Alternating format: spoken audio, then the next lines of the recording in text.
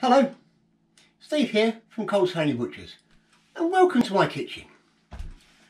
Today we're going to do a classic French dish, beef olives, Paupiettes de boeuf.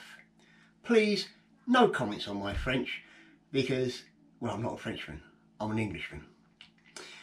And for a beef olive, Paupiettes de boeuf, you will need one heavy bottom pan with a tight fitting lid, a little bit of oil, a couple of onions, or I'm using 4 shallots because what I'm going to do with this is basically braise them with the olives and I'm going to serve them as a vegetable. You will need some tomato puree, about half a tube, some beef stock, some mixed herbs and half a bottle of stout. I wonder what I'll do with the other half bottle. Oh, it'll come to me. You'll also need 1 beef olive per portion. What's in a beef olive, I hear you ask? Through the magic of YouTube. Well, I'll tell you. I'll show you.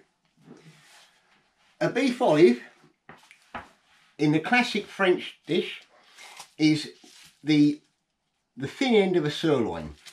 I'm not using the thin end of a sirloin, I'm actually using rump. The reason for that is rump is nicely marbled with fat and that gives it its flavour.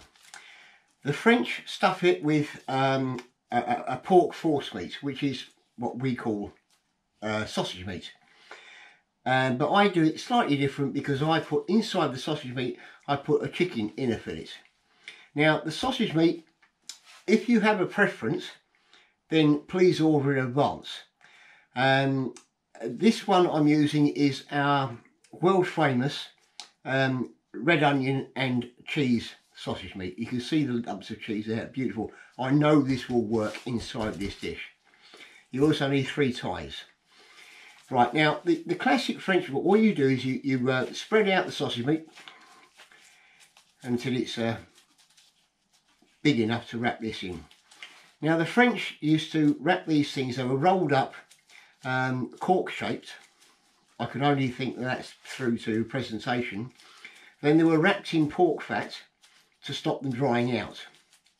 Now these days we are slightly more health conscious, especially at the moment with the lurgy going around, and it's important that we keep quite healthy. So you don't want to really wrap this in pork fat. There's enough fat in this meat to do its stuff. Instead, what we're going to do is we're going to seal it in a little bit of oil, and that will help to stop it drying out. Right, so all I'm doing is wrapping the chicken fillet.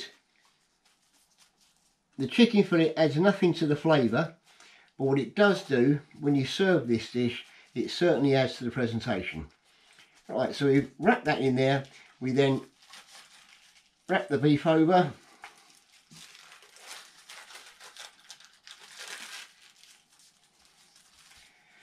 and then quite simply just roll it up.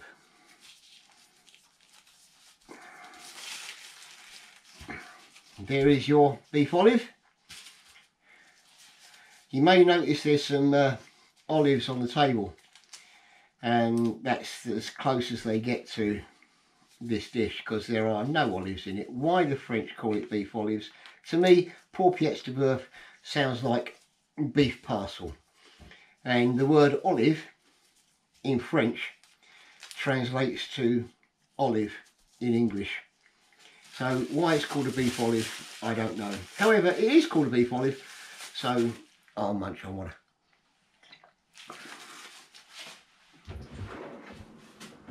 So there you have your beef olives, 2 of them, 2 portions. What we're now going to do is seal them in that on the stove in some oil. I'll come back to you in a couple of moments. Right, the oil in the pan is nice and hot. So what we're going to do is add the olives.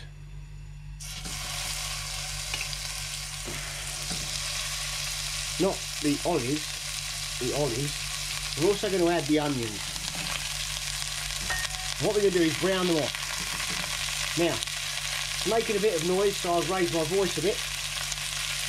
Let them brown off. Don't stir them all the time. You want it to be brown on all sides. So do it on one side, let it go brown, give the onions a bit of a stir, turn them over, let them go brown on the other side, turn them over 90 degrees, let them go brown on this side, then the other side, and don't forget the end. What you want to do is seal the meat. This allows, this stops the moisture from coming out in the cooking process, because they're going to be in the oven for about an hour and a half. So I'll come back to you in about 10 minutes, because that's how long it will take. It's about 2.5 minutes per side, plus a minute or so for the end, and I'll come back to you then. Okay, whilst it's been browning, I've had 1 or 2 olives, and luckily I thought of something to do with the other part of the stout. Oh, that's nice. Right, as you can see, the meat has browned off nicely, the onions are nice and brown as well. So now what we're going to do is add the liquid. So here is our crystal clear beef stock from my previous video. We're just going to pour that in. We'll also pour in the half pot of stout. Now I've preheated my oven to turn the fan off.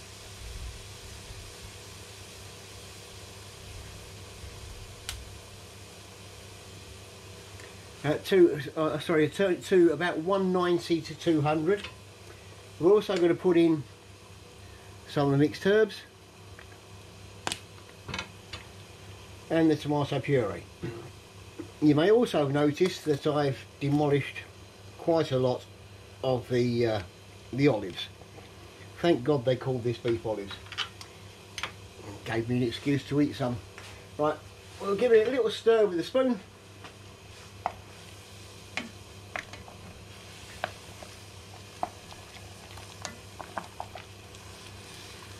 Now you'll notice that I haven't actually covered the olives with the stock, because we're going to braise them, and I want the top half to, well, basically glaze. That is a bit warm. Once this comes to the boil, we're going to pop it in the oven, put the lid on, pop it in the oven. And because we're using rump tail, which is quite a tender piece of meat, it will only take about an hour and a half in the oven, and then it's done. If you wish, you can like partly prepare this dish and get it to this stage, put a lid on, let it cool down, pop it in your fridge, right, and then allow for 10 extra minutes in the oven, because obviously it'll be refrigerated, all right, and give it about an hour and 40. So this way you can get the stuff done beforehand, and now it's ready to go in the oven. An hour and a half, you will have a lovely, lovely dish. So I'll see you then. Right, an hour and a half has gone, and so have all the olives. Thank goodness the French called it beef olives. Otherwise I'd have missed out on my horse's duvets. Again, no comments on my French pronunciation. Right, this has been in the oven for an hour and a half now, and what are we left with? Oh, look at that. Those things are beautifully cooked. You can tell straight away that they're beautifully cooked. Right, so what we've got to do now is take them out of the oven, take them out of the pan, put them on a chopping board, and now we've got to trim off the bits of string.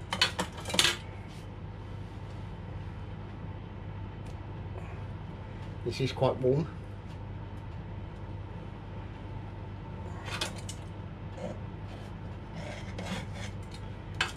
Once this is done, we're going to put them back in the oven with a little bit of liquid over, just to glaze them up, and then we'll thicken the liquid. Now you can thicken the liquid with whatever you like.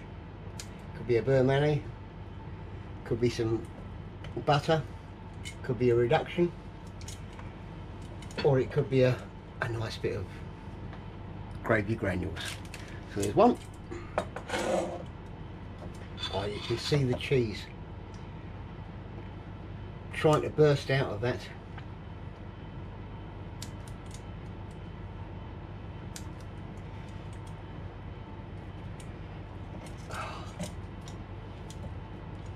That is quite warm.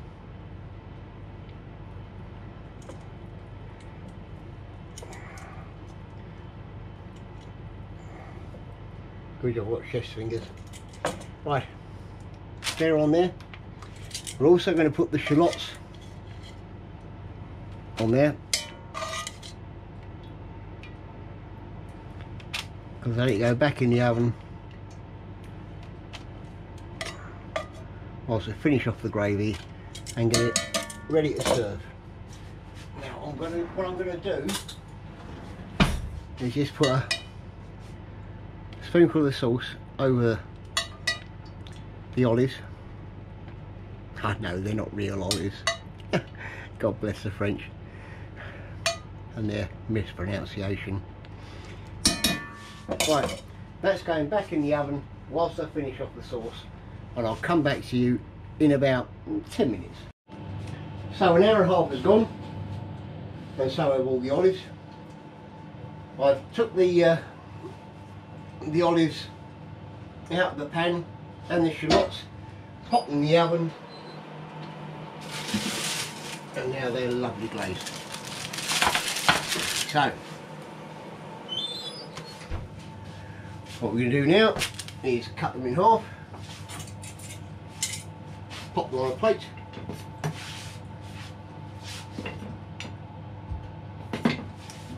and serve.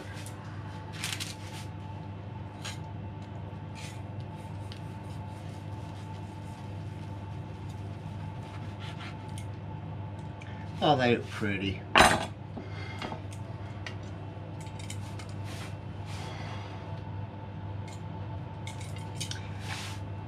We're going to serve it with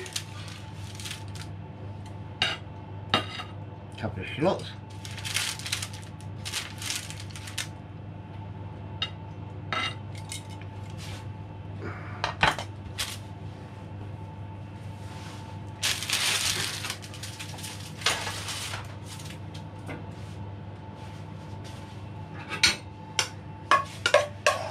some butter glazed carrot and swede,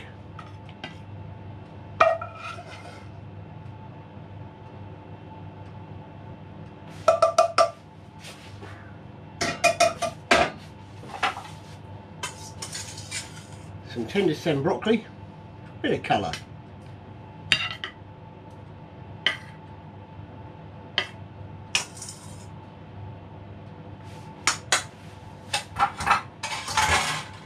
and because it's essentially a braised steak, we're going to serve it in mashed potato as well.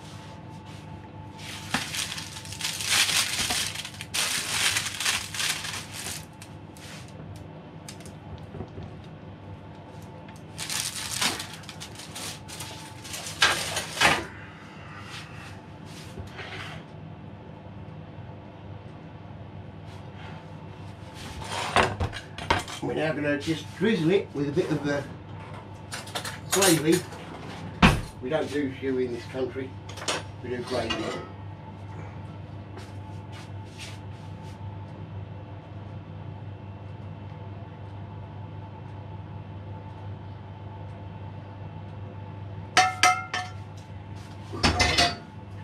And there's only one thing to serve with essentially what is a braised steak with potatoes and vegetables, and that is a nice glass of red wine.